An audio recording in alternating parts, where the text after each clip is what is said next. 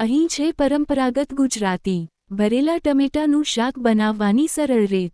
સામગ્રી 4 વ્યક્તિ માટે. ટમેટા માટે ટમેટા 6 મોટા અને થોડા કડક. તેલ 2 ટેબલસ્પૂન. હળદર પાવડર અડધું ટીસ્પૂન. મીઠું સ્વાદ મુજબ. લાલ મરચું પાવડર 1 ટીસ્પૂન. ધાણા જીરું પાવડર 1/2 ટીસ્પૂન.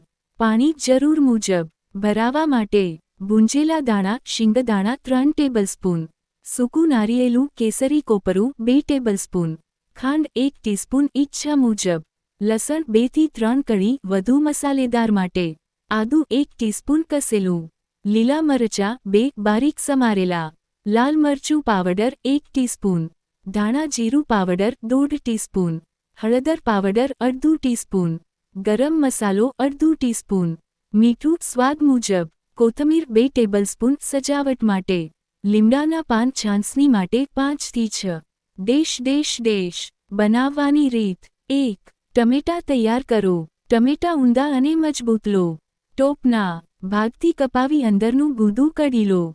એને વેસ્ટ ના કરો, પછી શાકમાં વાપરી શકીશું. 2. ભરાવા માટે મિશ્રણ બનાવો.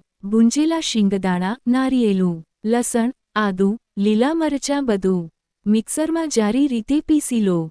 હવે એમાં લાલ મરચું, હળદર, ધાણા જીરું, ગરમ મસાલો, ખાંડ, મીઠું ઉમેરો.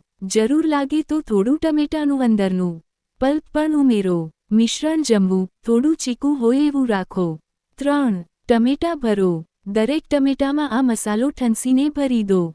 4. શાક બનાવવું. કઢાઈમાં તેલ ગરમ કરો. તેમાં લીમડાના પાન નાખો. હવે કઢાઈમાં ભરેલા ટમેટા ગોઠવો.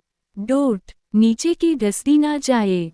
રીતે સાવધાની રાખવી. બાકી રહેલું મસાલું પણ ઉપરથી ઓછી ગરમીમાં ઉમેરો. થોડું પાણી અને ટમેટાનું પલ્પ નાખી ધીમા તાપે ઢાંકી દો અને 10 થી 12 મિનિટ સુધી વાફે.